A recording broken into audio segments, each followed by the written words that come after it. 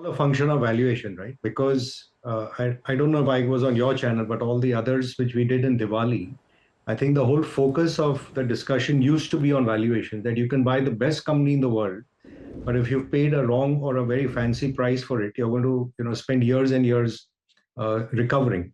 And I'd given the example then using both Infosys of 2000, 2001, where it had hit a $45 billion market cap.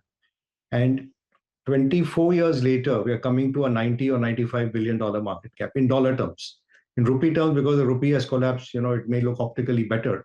But in real terms, you didn't really make money because the price paid was too high. I'd also use the example of Zomato, which was the most popular company in which all of us have participated and done well. But to pay $30 billion for Zomato in 2004 was expecting a lot of the company to deliver by 2030. And sometime when the math doesn't add up, it's better to just sit on the sidelines and wait for some sanity to come back to the markets. And I think we're going through that.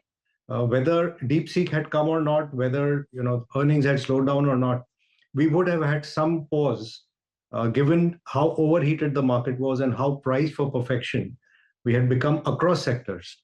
Everything at 50, 60, 70 P multiple looked like so easy for most investors that there was reason for correction. And I'm glad in a way the supply response from both from the IPO, QIP market, promoters selling, overseas strategic investors selling has helped to cool things down.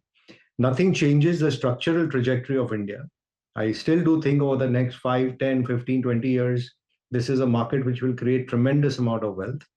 But when you pay so much in advance for earnings, I think it's only right that we get a moment to pause and reflect.